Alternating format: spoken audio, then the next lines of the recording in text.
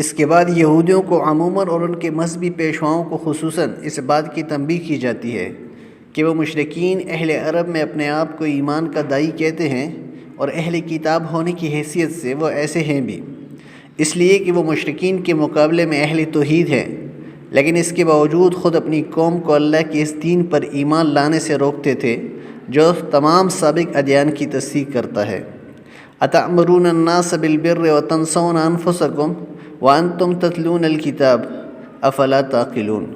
تم دوسروں کو تو نیکی کا راستہ اختیار کرنے کے لیے کہتے ہو مگر اپنے آپ کو بھول جاتے ہو، حالانکہ تم کتاب کی تلاوت کرتے ہو۔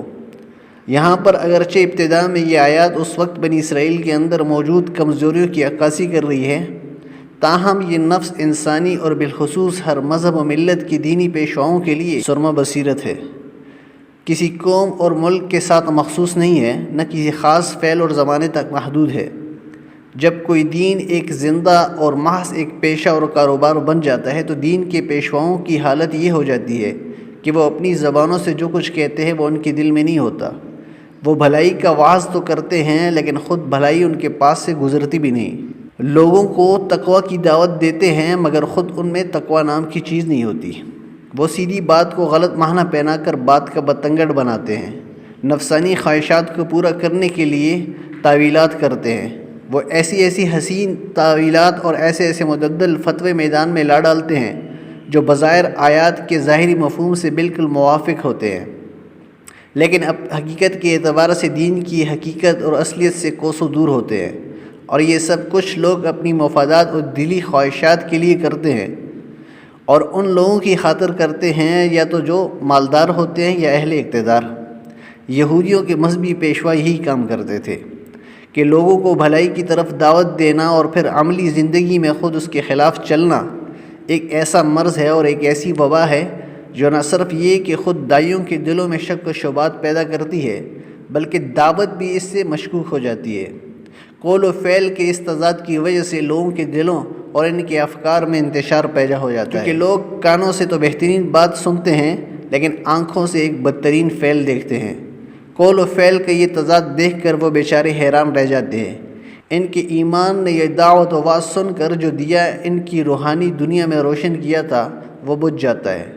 دلوں سے ایمان کی روشنی ختم ہو جاتی ہے، اور جب انہیں مذہبی پیشواؤں میں سے کوئی عقیدت نہیں رہتی تو اس کے نتیجے میں پھر خود دین سے ان کا اعتبار اٹھ جاتا ہے۔ بے عمل دائی کی بات بے جان ہوتی ہے، یہ ایک ایسی چنگاری ہوتی ہے جو دوسروں تک پہنچتے پہنچتے بجھ جاتی ہے۔ ایسے دائیوں کی بات بے اثر ہوتی ہے اگرچہ وہ بات چکنی چپڑی اور جوش و خروش پر ہی کیوں نہ مبنی ہو، کیونکہ یہ بات ایسی دل سے نکلی ہی نہیں جو اس پر خود یقین رکھتا ہو۔ اثر تو اسی بات میں ہوتا ہے جو دل سے نکلتی ہے، دل سے جو بات نکلتی ہے اسی کا اثر ہوتا ہے۔ ایک دائی اپنی بات کا صحیح مومن اس وقت ہو سکتا ہے جب اپنے کردار کے اعتبار سے اس بات کی تفسیر اور ترجمہ ہو، جو دعوت وہ دے رہا ہے وہ خود اس کی زندگی کی صورت میں عملاً مجسم ہو۔ جب کوئی انسان اس معیار تک پہنچ جاتا ہے تو پھر لوگ اس پر بھروسہ کرتے ہیں اور اس پر یقین کرتے ہیں، اگرچہ اس کی باتیں چکنی چپڑی یا دھواں تقریریں نہیں ہوتی، وہ بالکل ایک عاجزانہ طریقے سے بات کر رہا ہوتا ہے، اس وقت کلام کی صداقت ہی اس کا حسن ہوتا ہے۔ لیکن یہ ہے کہ ان کے سب باتوں کے باوجود قول و فعل میں تطابق، ایمان و عمل کے درمیان ہم آہنگی کوئی آسان کام نہیں، یہ کوئی آسان طریقہ نہیں ہے جسے بسہولت اختیار کر لیا جائے، اسے حاصل کرنے کے لیے سخت ریاضت اور جدوجہد کی ضرورت ہے، اس لیے کہ تعلق باللہ، اللہ کی عنایت و توفیق اور اس کی ہدایت سے مدد لینے کی ضرورت ہے، کیونکہ عملی زندگی کے مختلف احوال اس کی ضرورت اور اس کی مجبوری انسان کو اپنی دلی اعتبار سے یا ان کی باتوں سے جن کی طرف اسے دوسرے لوگوں کو یہ بلا رہا ہے دور پھینک دیتی ہے۔ یہ انسان خواہ کسی عظیم قوت کا مالک ہی کیوں نہ ہو، جب تک مالک الملک اور قادر مطلق ہستی کا دامن نہیں تھامے گا کمزور اور ناتواں ہی رہے گا، کیونکہ شر، فساد اور انسان کے لیے گمراہ کن شیطانی قوت ہر طرف جال بچھائے ہوئے ہیں۔ اگرچہ انسان بسا اوقات اور بار بار ان پر غالب آ سکتا ہے، لیکن جو ہی کسی لمحہ بھر کی کمزوری دکھاتا ہے تو گر جاتا ہے، ذلیل ہو جاتا ہے، اپنے ماضی حال اور مستقبل سے ہاتھ دھو بیٹھتا ہے۔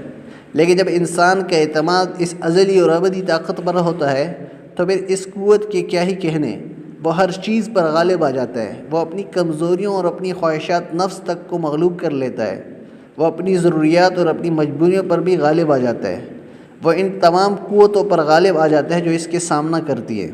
اس لیے قرآن کریم یہاں پہلے تو یہود کو اس طرف متوجہ کرتا ہے کیونکہ بات کا اعتبار ان کی طرف ہے، اور پھر ان کے بعد پوری دنیا کو اس طرف متوجہ کرتا ہے کہ وہ اس مشکل کام اور گھٹن مارکے کو سر کرنے کے لیے صبر و اثبات اور نماز و نیاز سے مدد حاصل کرے۔ یہودیوں سے مطلوب یہ تھا کہ مذہبی خدمات یا پوری دنیا کا مال و متاع جو انہیں حاصل تھا اسے متاع قلیل سمجھے اور اس کے مقابلے میں حق کو ترجیح دے، کیونکہ مدینہ میں اپنی مذہبی حیثیت اور مذہبی معلومات کی وجہ سے وہ اس سچائی اور صداقت کو اچھی طرح جانتے ہیں۔